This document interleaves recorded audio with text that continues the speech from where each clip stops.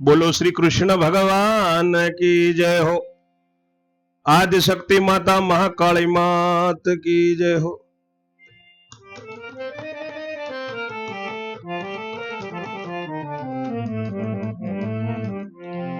મહાભારતની આ કથા સાંભળનાર સર્વે શ્રોતાજનોને અને ભાવિક ભક્તજનોને મારા શંકરપુરીના ઓમ નમો નારાયણ।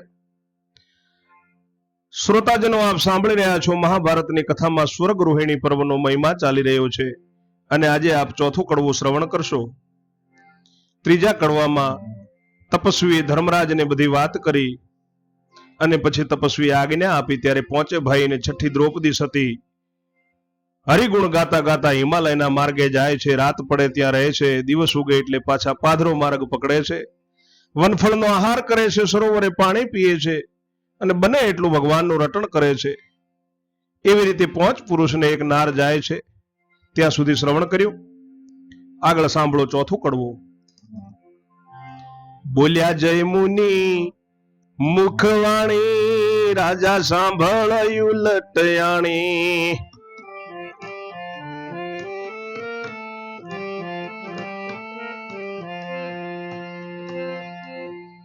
કળિયુગ બેઠો જે વારે, ધર્મ રાજાએ રાજ છોડ્યું તે વારે।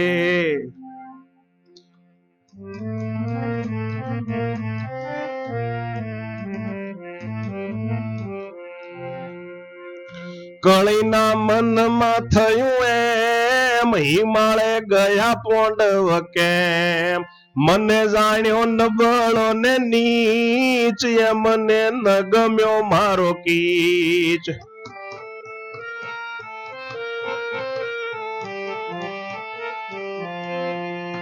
પણ મારા કીચમાં રોળો, એ તો સત્યાનું સત્ય હું બોલું। ત્યારે કળી કહાવું નામ, સત સોડાવું જઈને તે ઠામ। મારા ઝપાટામાંથી જાય, હું તો હાર પામ્યો ગણાય। એ તો કહેવાય સતીના છોરા, મારા વારામાં કોણ જાય કોરા।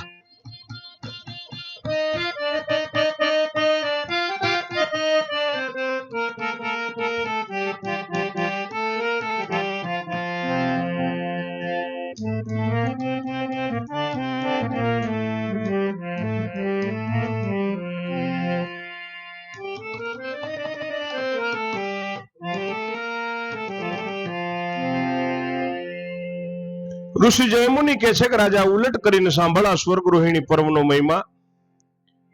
કળિયુગ જ્યારે બેઠો ત્યારે ધર્મરાજાએ રાજ છોડ્યું અને કળિયુગના મનમાં એમ થયું કે પાંડવો હિમાલય કેમ ગયા, મને નીચ જાણ્યો, નબળો જાણ્યો।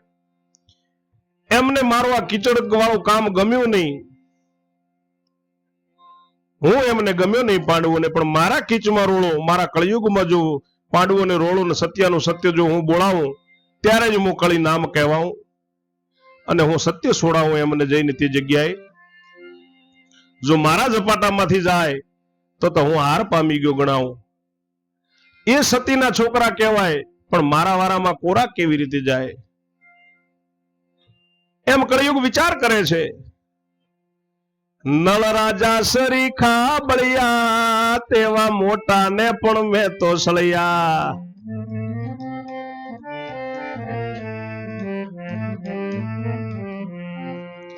દમયંતી સરીખી સતી, જેણે એક જ કીધો પતિ, તેને દુઃખ દીધું મેં અતિ, કરી નાખી મહામાઠી મતી।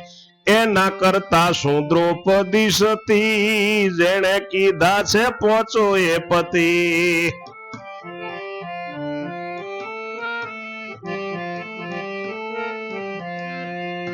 એને ભ્રષ્ટ કરી કષ્ટ દેવું, થકવી મારા પંથમાં લેવું।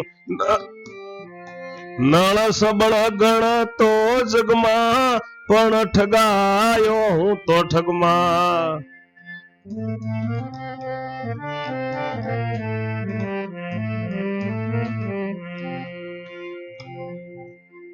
પાંડવ તો શાલે વેખે જેણે ઘણા પ્રાણી ઉવેખે મારા વારા માયા વેલા જાશે તો વગુણું મારું થાશે હવે કરવું છે મારે રાજ કોણ કરવા દેશે ધાર્યું કાજ હજી ઘણા દિન મારે લેવાન કેમ પોંડવો ને જવા દેવા એમ જાણીને કળિયુગ કોપ્યો સતવાદી ની મર્યાદા લોપ્યો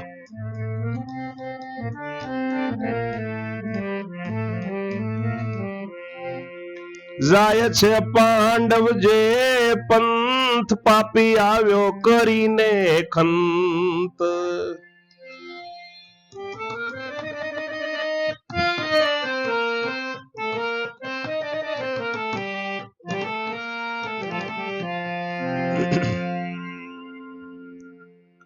કળિયુગ વિચાર કરે છે કે નળ રાજા જેવા બળિયા રાજાને એમને પણ મેં છળ્યા દમયંતી શરીખી એમની નારી હતી જેણે એક પતિ કર્યો હતો એને મેં આટલું દુઃખ ખૂબ દુઃખ આપ્યું હતું એમની મહામાઠી દશા કરી નાખી હતી હવે એના કરતા શું દ્રૌપદી સતી કોઈ મોટી છે જેને પાંચ તો પતિ છે એને ભ્રષ્ટ કરી અને હું જો કષ્ટ આપું અને એને થકવીને મારા પંથમાં લઉં તો જ હું કળિયુગ કહેવાઉં ન સરીખો રાજા જગતમાં મોટો ગણાતો પણ મારા ઠગમાં ઠગાઈ ગયો તો પાંડવો તો મારી આગળ શા લેખે આવશે જેને ઘણા પ્રાણીઓને માર્યા છે યુદ્ધ કરીને પણ મારા વારામાં જો પાંડવો આવેલા જશે તો મારો વગોણો થઈ જશે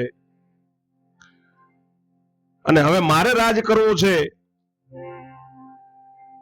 અને પછી મારું ધારેલું કોણ કરવા દેશે જો પાંડવો કોરા જશે તો હજી તો ઘણા દિવસ મારે લેવાના છે કેમ પાંડવોને હું જવા દઉં એવી રીતે કળિયુગ બહુ કોપ્યો છે પાંડવો સત્યવાદી છે એમની મર્યાદા પણ લોપી દીધી છે અને પાંડવો જે માર્ગે જાય છે એ માર્ગે પાપી કળિયુગ બરાબર પાંડવોને કળિયુગમાં ફસાવાની ખંત કરીને ત્યાં આવ્યો છે એક નગર બનાવ્યું વનમાં જોઈને મોહ પ્રગટે મનમાં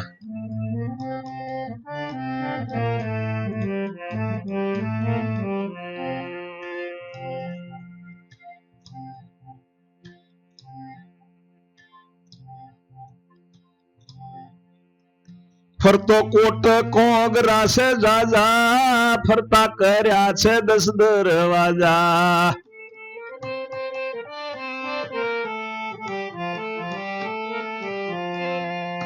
ત્યાં તો બેઠા છે દરવાન ઉઘાડા ખડગે મસ્તાન કળી થઈ બેઠા ગામ રાજા એના તાબામાં સેવક જાજા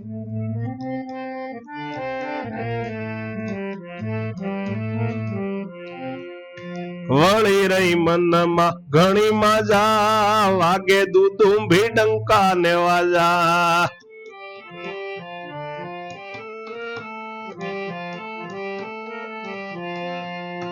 એવું નગર દીઠું સતી તન ત્યારે ધર્મરાજા બોલ્યા વચન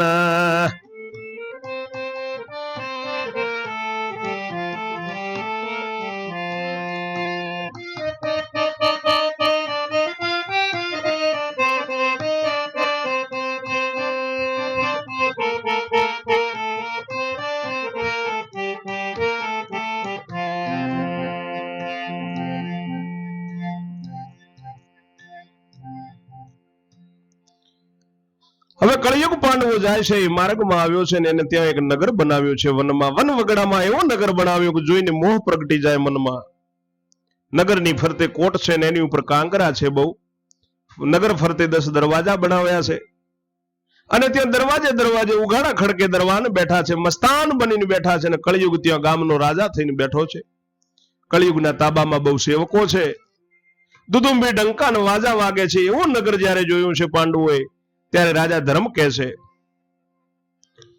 ચાલો ભૈયા ગામમાં જઈએ અન્ન લઈને રાંધી ખાઈએ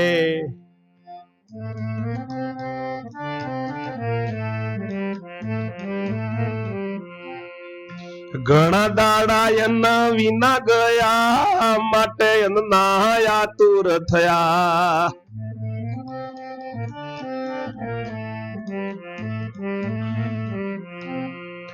એમ વિચારી નગરમાં જાય, કળી નું કર્યું ક્યાંથી કળાય.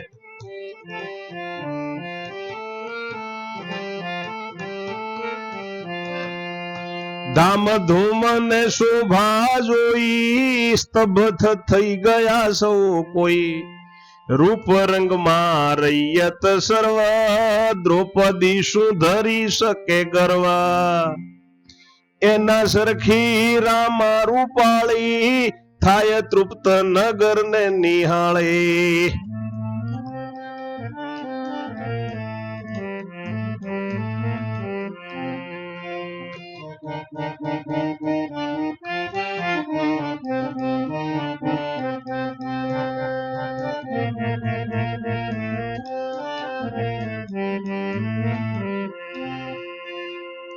ધર્મરાજા કહે છે કે ચાલો ભાઈઓ આ ગામમાં જઈએ, ઘણા દિવસ અન્ન વિના ગયા છે, માટે ત્યાં જઈને અન્ન રાંધીને આપણે ખાઈએ. પાંડવો અન્ન ખાવા માટે આતુર થયા છે એમ વિચારીને નગરમાં જાય છે. કળયુગનું કરેલું છે એમની એમને ખબર નથી. ધામધૂમ ને શોભા જોઈને બધા સ્તબ્ધ થઈ ગયા. રૂપરંગમાં રૈયત છે બધી, દ્રૌપદી સરખી સરખી ત્યાં સ્ત્રીઓ છે. નગરને નિહાળીને પાંડવો અને દ્રૌપદી બધા તૃપ્ત થાય છે. ત્યારે તવ વૃકોંદર બોલ્યો વાણી, તુચ્છ દિશે છે દ્રૌપદી રાણી. તવ કળીએ કર્યા બે દૂત, તે ગયા જ્યો છે સતીના પૂત.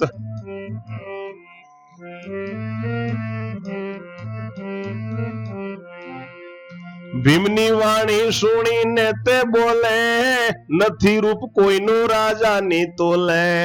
રાજાને નિરખ્યો હોય તમે, તવ જીવ તમારો ભમે. ઇન્દ્ર ચંદ્ર તારા ને ભાણ, તે તો થાક્યા છે કરીને વખાણ.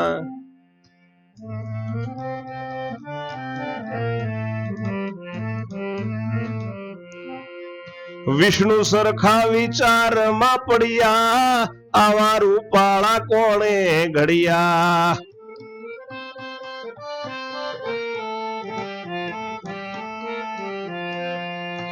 ગૌરવર્ણ ને તેજ રૂપ ધામ, દેખી વિષ્ણુ થઈ ગયા શામ. આવી વાર્તા થાય છે જ્યારે, કળી અસવા બેસીને આવ્યો ત્યારે.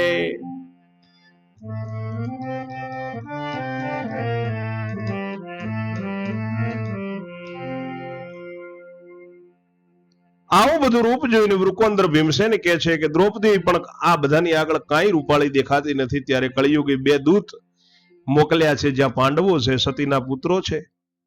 અને ભીમની વાણી સાંભળીને દૂતો કહે છે કે આ રૈયતનું રૂપ તો બરાબર છે, પણ રાજાને જો તમે જોયો હોય તો તમારો જીવ ભમી જાય. ઇન્દ્રદેવ, ચંદ્રદેવ, તારા અને સૂર્ય એ એમના વખાણ કર્યામાં થાકતા નથી. વિષ્ણુ ભગવાન જેવા પણ વિચારમાં પડી ગયા છે કે આવા રૂપાળા કોણે ઘડ્યા. રૂપાળું વર્ણ તેજ છે, રૂપ છે, અને એમનું ધામ દેખીને વિષ્ણુ ભગવાન પણ શ્યામ થઈ ગયા. આવી વાર્તા જ્યારે થાય છે ત્યારે કળિયુગ પોતે રાજા ઘોડા ઉપર બેસીને ત્યાં આવ્યો છે.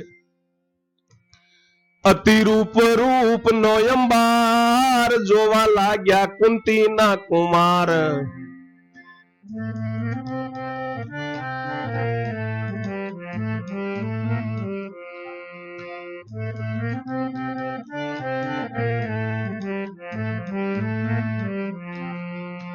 એવે દ્રૌપદીએ જોયો દુષ્ટ, સતી સમજી ગઈ છે સ્પષ્ટ.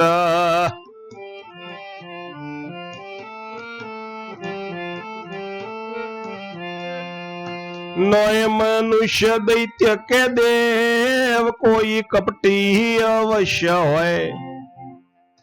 મને મોહ લગાવડાવા આવ્યો, એને રૂપાળો ચહેરો બતાવ્યો.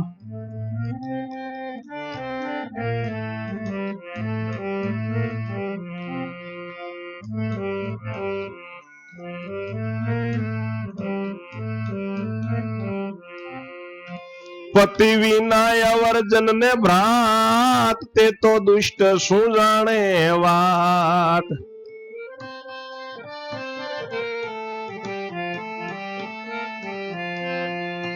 એનું રૂપ શું કરવું મારે, ખાલી પીલી ખોટો મોહ ધારે, એમ ધારીને નીચું ઘાલ્યું, ત્યારે કળિયુગનું કઈ ન ચાલ્યું.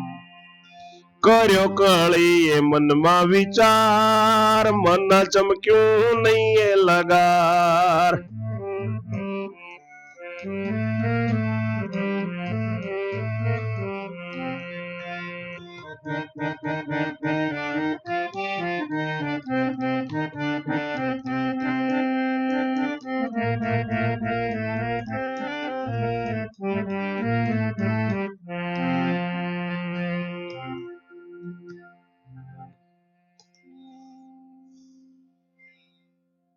કળિયુગ ત્યાં આવે છે, અતિ રૂપનો અંબાર છે ને કુંતીના દીકરા પાંચે પાંડવો એને જુએ છે.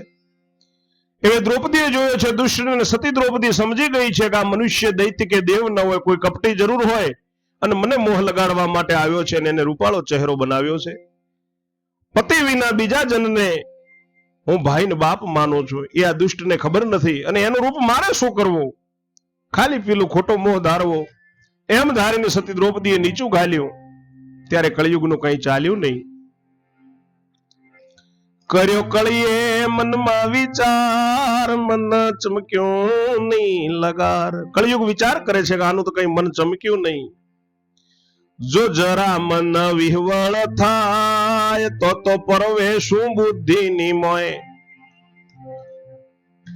પછી કુપંથે દઉં ચડાવી, એના પંથની સાથે લડાવી.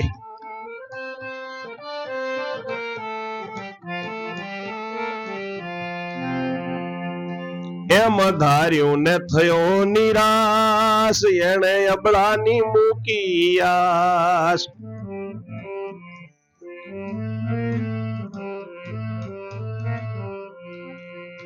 પછી પાંડવ અક્ષુધાતુર, ઉતાર્યા છે મોઢાના નૂર.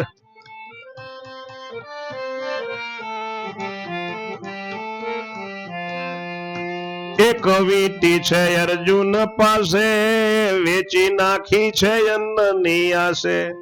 તે ધનનું અન્ન લીધું, રાંધી જમવાનું મનમાં કીધું.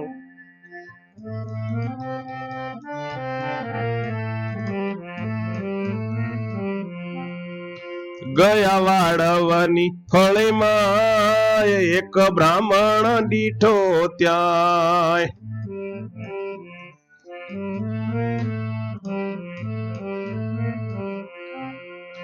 તેને કહ્યું કે ઓ મહારાજ, અમારે રોધી ખાવું આજ.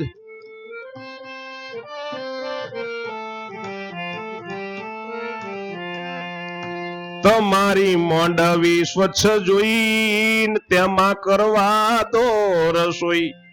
બોલ્યો વિપ્રય રે ઓ બાપુ, લાવો મારા ઘર માં રાંધી આપો.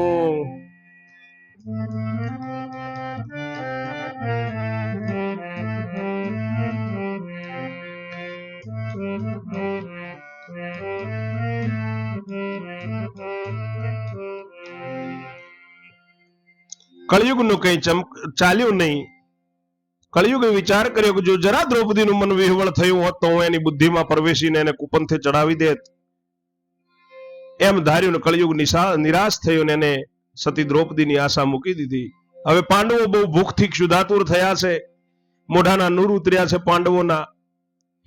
એક વીટી અર્જુનની પાસે છે, એ એમને વેચી નાખી અન્નની આશાએ, અને એ વીટીનું જે ધન આવ્યું એનું એમને અન્ન લીધું, રાંધીને જમવા માટે મન કર્યું.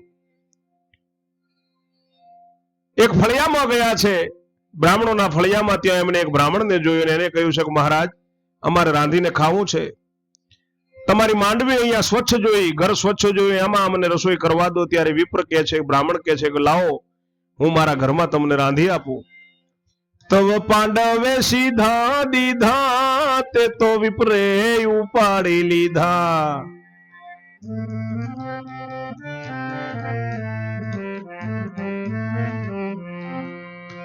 અન્ન મૂકી દીધા ઘરમાં, અજા માંસ રાંધ્યું ત્યાંય.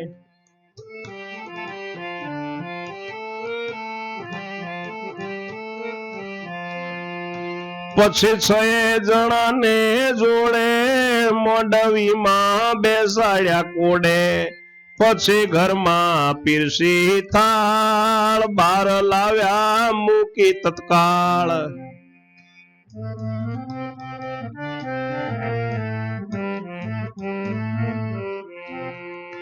ત્યારે પાંડવ વિસ્મય થાય, આ શું વિપ્ર ને ત્યાં કહેવાય.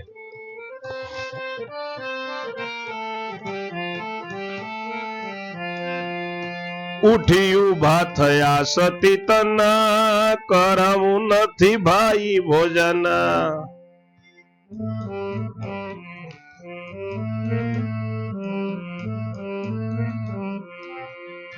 ત્યારે વિપ્રે જઈને કર ઝાલ્યા, નાણું આપ્યા વિના ક્યાં ચાલ્યા.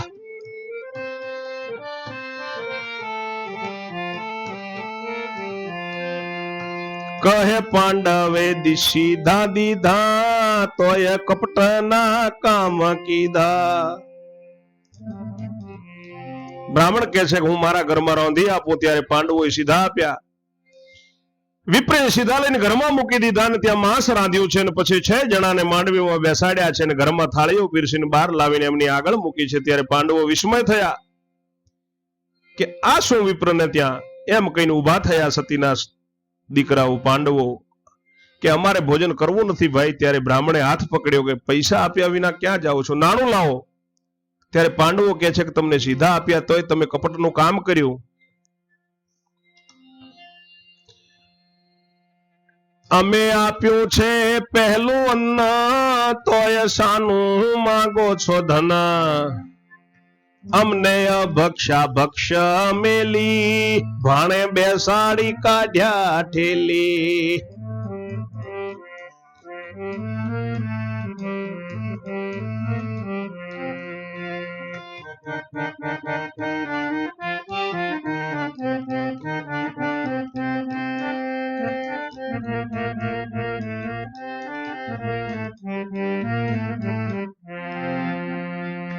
તોય ગળે પડ્યા મહારાજ, કહેતા એમને આવે છે લાજ.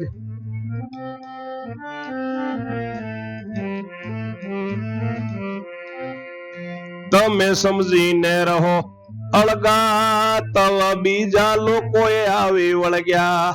કરેલો આપો નહીં તો શું થશે, વાર્તા રાજ દરબારમાં જાશે. એમ લોકે કર્યો બુમાટ, ભીમ જોઈ રહ્યો એ ઘાટ.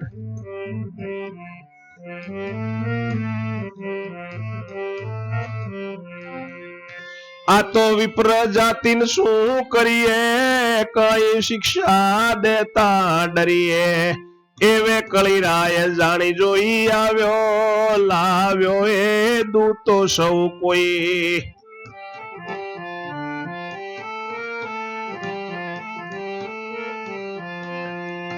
ઘેર્યો પાંડવને એકાએક, કર્યા હુંકારા ટૂંકારા છેક. આવ્યા ગામમાં કરવા તોફાન, માર ખાશો ને થાશો હેરાન. ત્યારે પાંડવ બોલ્યા એમ, રાજા અન્યાય કરો છો કેમ.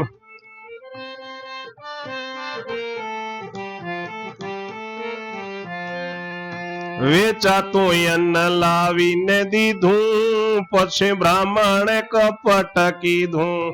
માંસાહાર લાવી મૂક્યો એમને, કઈને શું દેખાડીએ તમને. તેથી કર્યું નહીં ભોજન, મૂકીને જઈએ છીએ અન્ન.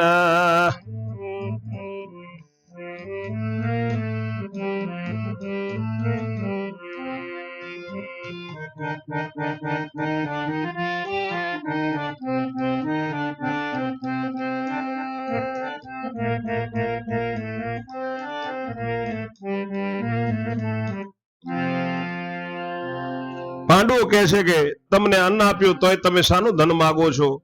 અમને અભક્ષા ભક્ષ અમારી આગળ મેલ્યું, ભાણે બેસાડીને અમને ઉઠાડ્યા, તોય તમે હવે ગળે પડ્યા છો મહારાજ, અમને લાજ આવે છે. તમે અળગાડો એટલે બીજા લોકો આવીને વળગ્યા છે કે એમનું મહારાજને ધન તો આપવું જ પડશે તમારે, નહીં તો વાર્તા રાજ દરબારમાં જશે, એમ કરીને લોકોએ બૂમ બરાડા કર્યા. ભીમ એ ઘાટ જોઈ રહ્યો કે આ બ્રાહ્મણ જાતને શું કરીએ, શિક્ષા આપતા પણ ડર લાગે.